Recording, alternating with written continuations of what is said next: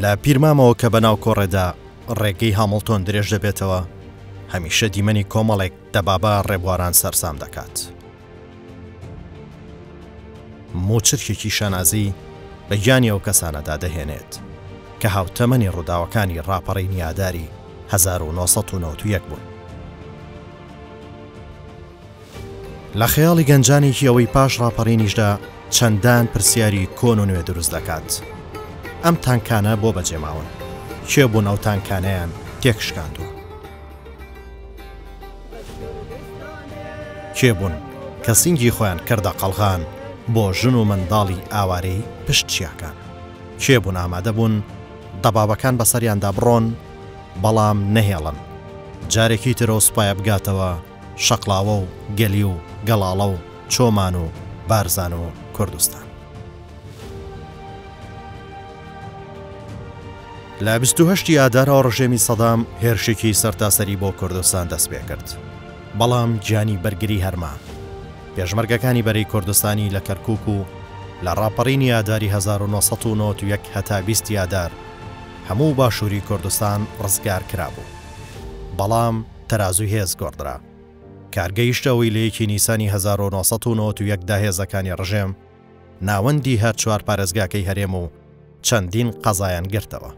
کە نزیکەی 70% شوێنە ڕزگارکراوەکان بوو. مادەم ئێمە داوای مافی گەلی کورد و کوردستان ئەکەین، مادەم ئێمە داوای سەربەستی ئەکەین، ئەبی ئامادەش بین بکوژرین، ئەبی ئامادە بین هەموو قیمەتێک بدەین، بەڵام نابی ئامادە بین کوردستان تەسلیمی دوژمن بکەین. ئەو شوێنانی بەدەست پێشمەرگەوە مابوونەوە لە دهۆک دەڤەرەکانی بەرواری باڵا و نێروە و ڕێکان و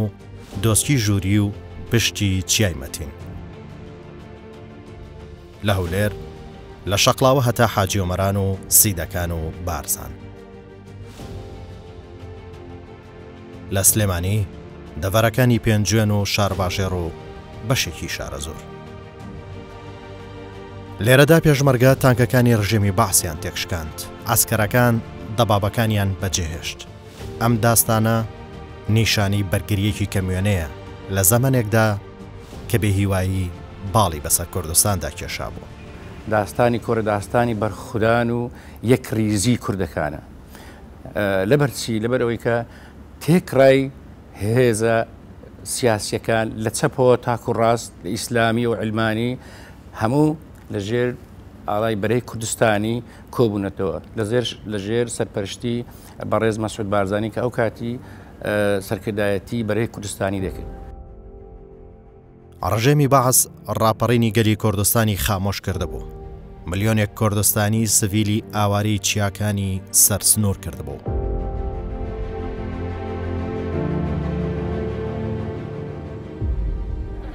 ئەگەر هیمەت بکرێ هەر وەکو پێشتر و نیەتیش پاک بی، دەستیش پاک بی، متاکد بن دوژمن هیچ نییە و ئەوەی کردیشی ئەوەی بەدەستیشی هینەوە ئینشاءڵڵا تا چەند ڕۆژێکی تر لێیەستینینەوە و ممکن نییە مەجال بدرێ دوژمن بێت ئەم وڵاتە جوانەمان لێداگیرکات. هەمووتان پێشمەرگە، ئەبی هەموو یەکێک لە ئێوە پێشمەرگە بی، ئەبی هەموو یەکێک لە ئێوە ئامادە بیتن وەکو پێشمەرگەیەک، چونکە هیچ فەرقی نییە پێشمەرگەش برۆیتەوە توش هەر برۆی پێشمەرگەی. لە 7 نیسانی 1991 بەرگری پێشمەرگە لە کۆڕێ وەرچەرخانێکی دروست کرد، هەموو هاوکێشە سیاسی و سەربازیەکانی پێچەوانە کردەوە.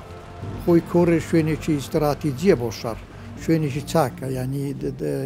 تەنگاتیەکە گەڵیەکە. ئەو کاتێک کە دژمن هاتە مەسیف، من وەک مەسئولی لە قیدوو لەوێ بووین ئێمە، بەڵام ئیتر لە هاوین هەواری سەلاحەدین مقاومەیەک کەوتۆ نەکرا، هەموو هێزەکان بەرەو پاشەکشە ڕوتن، خەڵک و هێز و هەمووی پێکەوە لە ڕۆژی 7 چواری 1991.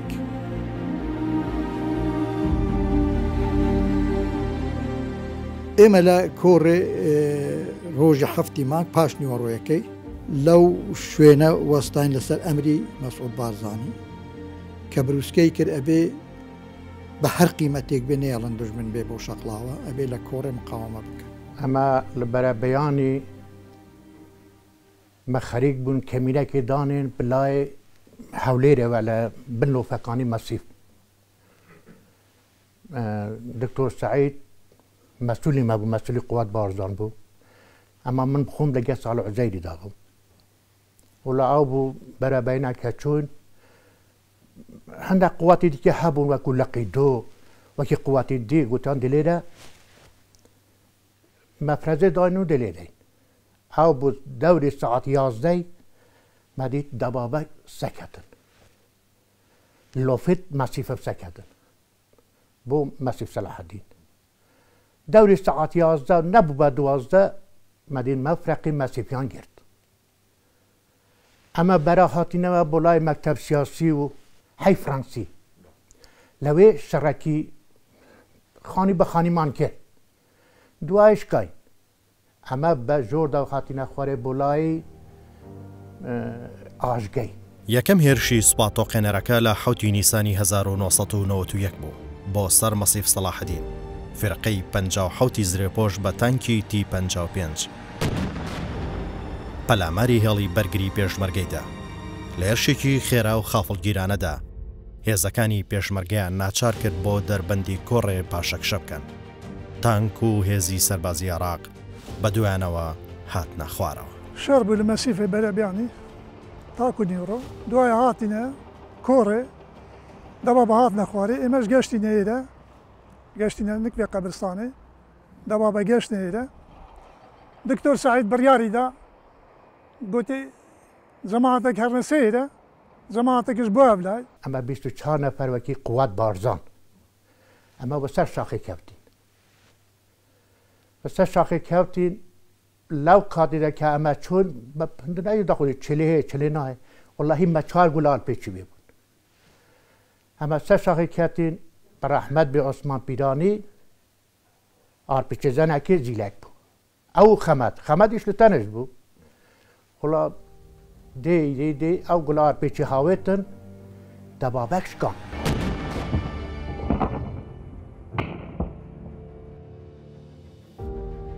سەرۆک مەسعود بارزانی لەو بارەوە نووسیوێتی سەرەتا 24 پێشمەرگەی هێزی بارزان لە دەربەندی کۆڕێ بوون مەردانە دەست و بازویان هەڵکرد و سەروەری و سەرکەوتنێکی گەورەی مێژویان تۆمار کرد شەڕی قورسی دەستە و یەخەیان کرد خوای گەورە دەرفەت و یارمەتی داین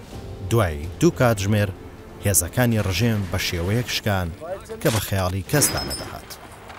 ئەمن لەگە هەندێک بارزانی لە خوار مەسیفی هەندێک شەڕمان کرد کەتینە پاش کە ڕۆیشتین گەیشتینە کۆڕێ کە گەیشتمە کۆڕێ یەک پێشمەرگە نەما پێشمەرگە هیچ حیزبەک نەما تەنها 30 بارزانی لەوێن دەرێ بوون بە قیادەی دکتۆر سەعیدی و خەمەت بارزانی و عەلی دۆرەمەری ئەوە گوتیان ئەمە ئیمایە کاک مەسعودی بەمەیان گوتێ لێرە بن ئەمەش ئیلا ئەمەماینە ئێمە وەکو قوای بارزان لەگەڵ دکتۆر سعید بە 15-20 نەفەرەوە چۆنیەوێ شاخ هات کە دی حرەکەت کە یەکسەر ئەمە لێندا لە کۆڕێ لە بینی کۆڕێ و حوزران لەو شوێنە باشە بۆ شەڕ هێزێکی کەمی فەرماندەیی بە قووەتی بارزانی ئەو کات لەگەڵ چەند پێشمەرگەیەکی حالی دۆنەمەری لەگەڵ حەمید ئەفەندی خۆی حیمایەکی بوون یەک دوو حیمایە لەگەڵ مەفرەزەیەکی لقیدوو کە بەندەش یەکێک بوو لەو مەفرەزەیە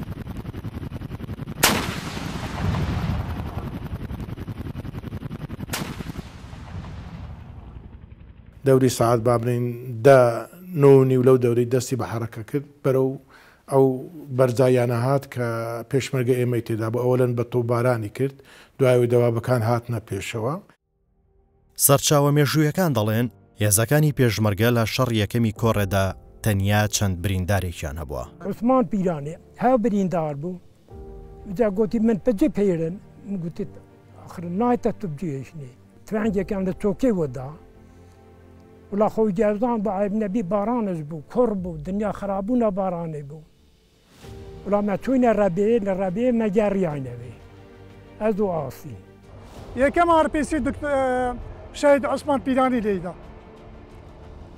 هجومی سه دبابان کرد سار دبابان گرتن یک سوتا کە قوتەکە هاتبوو بارزانەکان لەوێ بوو کەتوە ناو کەمینی بارزانەکان لێیان دابوو مەدەڕەعەوتن بێل و هەموو شتیان لێ بەجیما بوو خەرکەشی زۆریشیان لێ کوژراوە.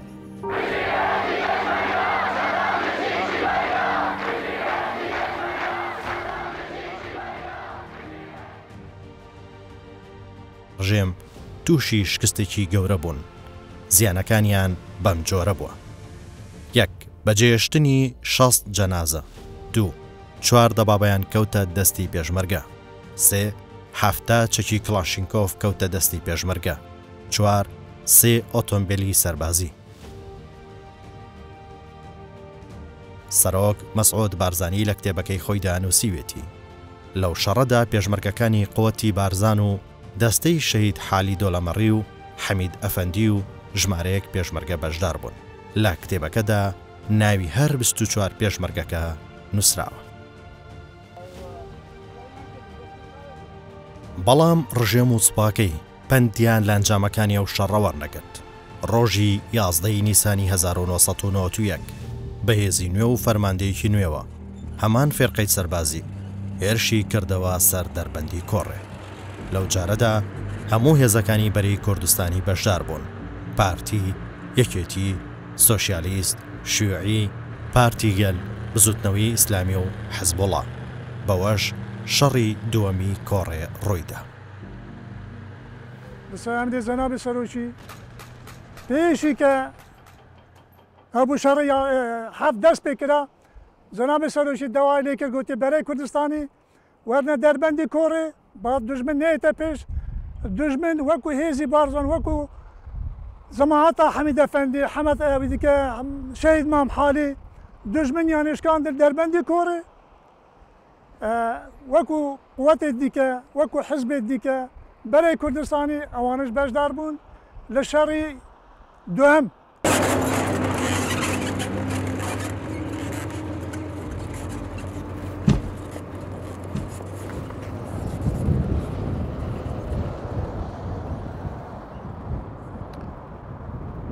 ئەو دەبابەی ئێستا من لە سێ ڕاوەستاوم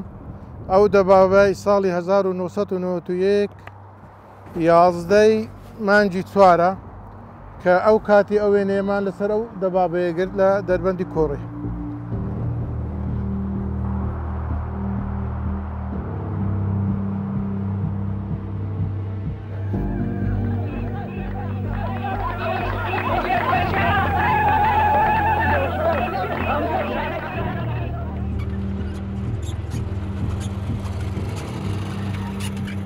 هەر ئەو ڕۆژە ئێمە هێزەکانمان کۆکردەوە هەر کەسە و هێزی خۆی کۆکردەوە و ئیمکانیات کۆکراوە و جەبهەکە قایم کرا. ڕۆژی 11 مانگ دووبارە حکوومەت هێرشی هێنایەوە ئیتر بەهیمەت و هەوڵی هەموو لای ئەو هێرشە شکا دووبارە زیان بە حکوومەت گەیشت.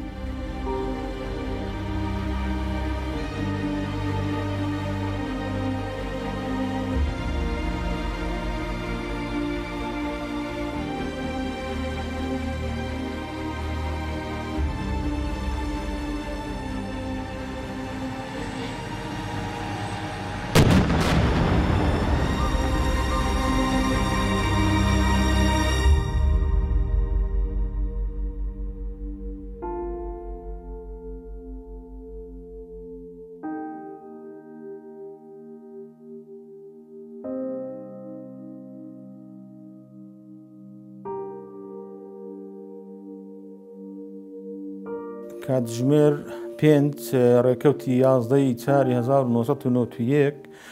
پاس شکست خواردنەکەی هێرشی یەکەم کە 7 چوار بوو حکوومەتی بەحەز بۆ ماوەی 4 ڕۆژ کشاوە خۆی گرتەوە تاکو هێرشێکی دووەم ئەنجام بداتن. شەڕی دوایە حەزم ناما بکو بەژاری نەکەم شەڕی دووەم یعنی لە 11 مانگ حزمنا ما بود برانا ما بود کردستان ده کو بازاری شرنه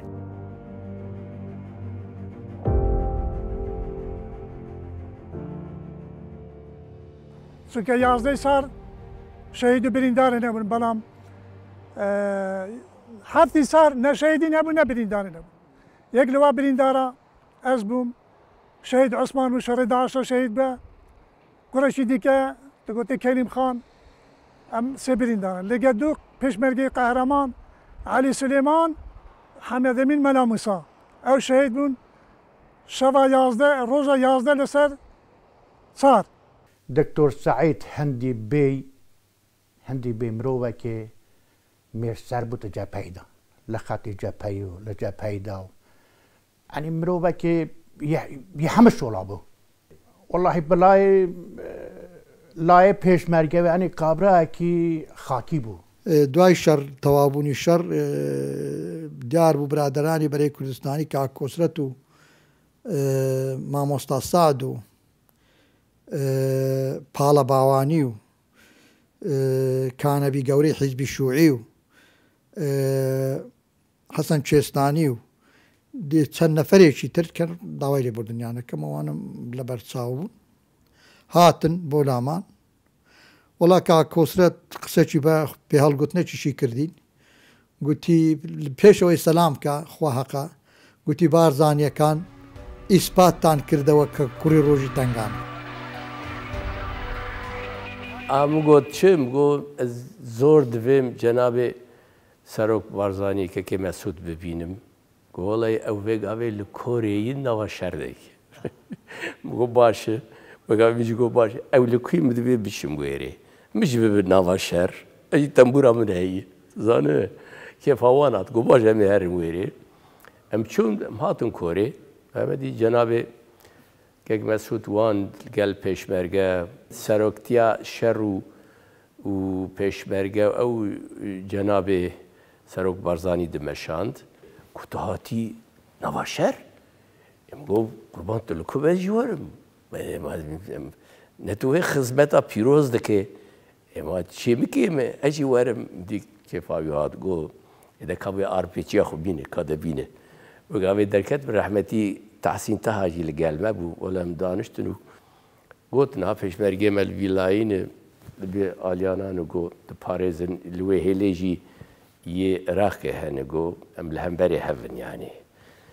هایاتە هەبە گۆ ئانهاژی کانە شەر دەست پێ بکە بڵە توزانێ ئێمە گو باشە ئەوە شەر دەست پێکە جێبێژم وهاتن پێشمەرگێمە شاڵ و شافکل بەژن ئاوان ئەوی وەشاڵ کێفەوان گەلێکی هات گەلێ کورد نامرێ بە ملیۆنایی و پێشمەرگێمە بژین سەرکەوتەکانی کۆڕێ بوونە هەوێنی سەرکەوتنی دیکەی هاوشێوە هێزەکانی بەرەی کوردستانی پارتی و وێکێتی و ئەوانی تر لە ڕۆژی 12 نیساندا لە چیای ئەزمەڕی نزیک سلێمانی سەرکەوتنێکی تریان بەسەر هێزەکانی ڕژێمدا تۆمار کرد هەروەها لە گەلی زاخۆش هێرشی هێزەکانی ڕژێم تێکشێنە پاش ئەو سەرکەوتنانەی پێشمەرگە ڕژێمی باس ناچار بوو بە خۆی دابچێتەوە هاوشانیەوە بڕیاری 688 کەوتە بواری جێبەجێکردن و ناوچەی یارام و دژە فڕین دامەزرا و شەڕیش وەستا پێشمەرگەیەک هات هاواری کرد گوتی کاک خالید مام خالید ڕزان شەڕ ڕاگرە کربا بە شەڕ لۆ ڕاگرم شەڕ ڕاگرە گوتی حکوومەتی مفۆزە بۆ مفۆزات زۆری پێ نەچوو زیێقیادەیەک هات حالەمێکی سپی پێ بوو زابتەشی عسکەری بوو ئێستاش لە یادمە ڕائید بوو هاتە سەر هاتو کن بە مادانیشتن و هەندە قسەیان کرد و جەماعەت شاتن ئەو دەمی دەچین مفۆزاتە لەگەر حکوومەت من ئاگام لە مفاوەزاتەکە نەبوو بەڵام وەفدەکەش هاتبوو لەو لا ئینتیزاریانە کرد بەڵام لەبەر شەڕ ئیتر ڕاوەستە ئەوەی لاسلچەکەی کە پەیوەندی دەکرد لەگەڵ سوپای عێراق لەگەڵ وەفدەکەی عێراق ینی کە ئەوانەی هەماهەنجان کردبوو هەرچەند بانجی دەکرد وەڵامیان نەدەکردایەوە چونکە ئەوەیان گرت بوو ئەو شوێنەیان گرت بوو دەیانەوی زیاتر بگرن بۆ ئەوەی ئەگە وەفدی کوردستان بچێتە بەغداش تەنازلی زیاتریان بۆ بکە یان مەسەن لە مەرکەزی قووەتەوە قسەیان بۆ بکەن تا پێشمەرگە ئەوانی لەوێ دەرنەکرد ئەوێمان لێ نەساندەوە پێشمەرگە لێ نەساندەوە وەڵامی وەفدەکەیان نەداوە هەر کە شکان پێنج دقەی پێ نەچوو وەڵامی جیهازەکەیان دایەوە گوتیان فەرمون وەرن وەفدەکە بابێتن ئامادەی ئەوانی زابەتی استخباراتەشان لەگە ئێمە هات لە بۆ مەقڕی ئێمە هات لەوێ دانیشت و چایەکی خوارد و تەماشای وەزعەکەکەدا بەمە هیچ دیلوانەمان نەبوون و ممتلەکاتیش ئەوەی سیلاعی گەورە بوو نەما بوو هەمووی سۆتا بوو دەوا ئەوە هەموو یعنی سۆتا بوون هەموو دیار و ئاگریان پێوە بوو لەبەرەوەی ئەوانش کە ئەو دیمەنیان دیت هەندێک جەنازەیان لەوێندرا بوون جەنازەکانی خۆیان بە ئیسعافی عەسکەری ئەوانە کێشان و بردیان و لە بۆ لای مەسیف و ئەوانیان هینا بەیانی دووبارە هاتنەوە ئیسعافی دیکەیان هینا بوو هەندێک عەلەمی سپی و ئەوانیان لەگە خۆ هینا بوو ئەو دەوروبەری دەربەندی کۆڕی لە بۆ شاخی و لە بۆ تیشی و هەندێک جەنازە و شتیان لەوێ بەجێ مابوون لەوێندرا جەنازەکانی خوان هێواش هێواش کێشان و داهینانە سەجادەی و لەوێ بە ئیسحاف دەیان گواستنەوە لە بۆ مەسیف و ئەوانە مفاوەزاتەکە لەوێندرا جێگیر بوو عراق محاولە کرد کە مفاوەزاتێک گە جەنابێ سەرۆک بارزانانی گە کووردا بکە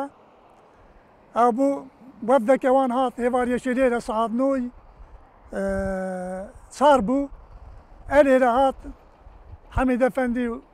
لەگە مام حالی دکتۆر سعیدی بەس ئەوان دەزانێ بەس گوتیان وەفدەک هاتی هەندیان نەکرد پێشمەرگەش بزانێ سۆلای شەقراوێ لای جەنابێ سەرۆک بارزانی مفاوەزات کرا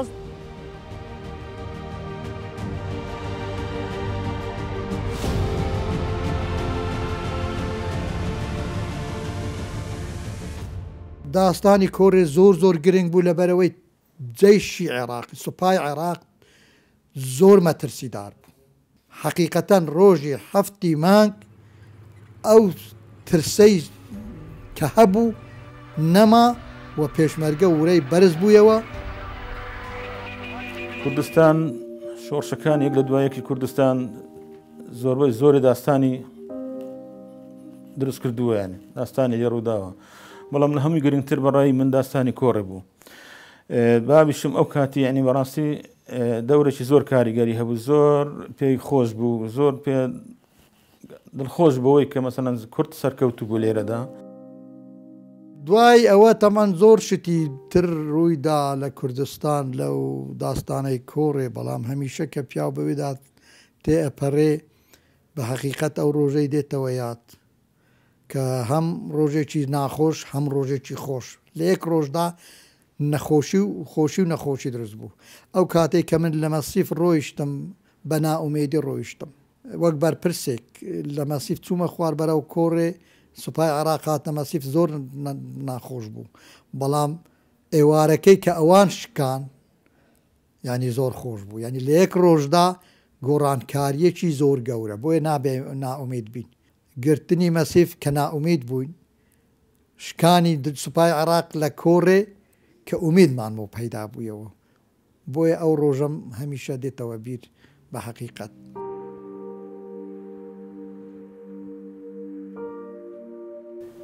گەنجێ نەها نەدیتنە یە 20 ساڵی 25 ساڵی 30 ساڵی ئەو ڕۆژێن زەحمەت نەدیتنە نزانن ئەوانە گەرەک قەدرێوان ڕۆژانە باش بگرن تا کوردستان سەر بخۆ دەبێ ملەتێک کورد پێ دیوی سەرخوابوونا کوردستانی لە هەموو لایەن کورد ملەتێکی زۆر دەوڵەمەندی تاریخی کۆنەی بەروێژی گەرەک لە بیر نەکەن ئێشا ملەتێ خۆ لە بیر نەکەن ئەوە ئەنفاڵان ئەوە هەلەبچان ئەوە زەحمەت کێشیên شاخا و چیا و ئەوان لە بیر نەکەن زانە پڕ ئێشتی ملەتێمە لەبەروی یانێ ئەمن ئەو ڕۆژتێ بیرا من ناسەکەنم دگریم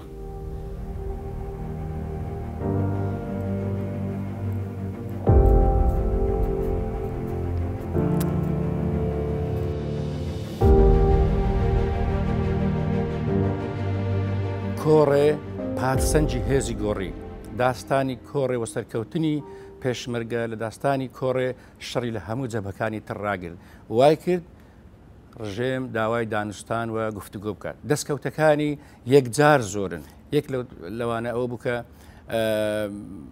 سەلماندی کە کورد واز لە خاچی خۆی ناهێنێ سەلماندی کە کورد لە پێناو وەدەستێنانی خاچی خۆی ئامادەی هەموو جۆرە گیانفیداییەکە چۆچی بە دوژمندادا دانوستان بکە گفتوگۆ بکە پاشان هەڵبژاردن کرا بڕیاری هەڵبژاردن درا لە کوردستان هەڵبژاردن کرا ئەو هەڵبژاردنە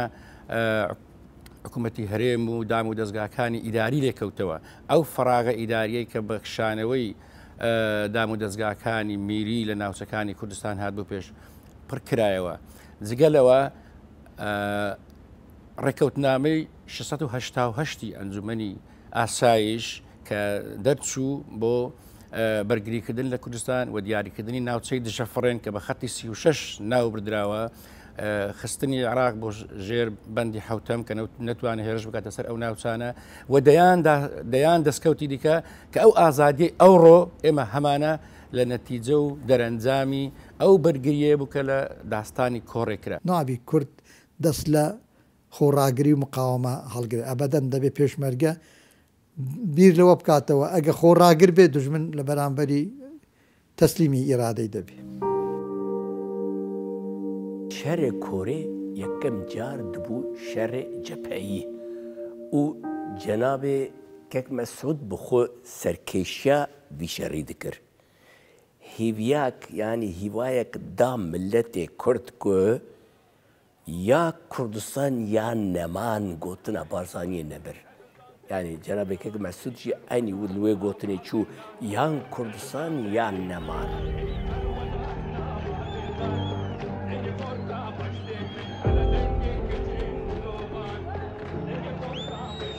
کوردستانی پاش ڕاپەڕین و ئازادی بەردا قۆناغێکی نوێی ئازادیەوە قۆناغەیەک کە لەگەڵ خوێنی شەیدان و فرمێسک و برسێتی و ترس و نەهامەتیەکانی ئاوارەیی بوونە نرخێک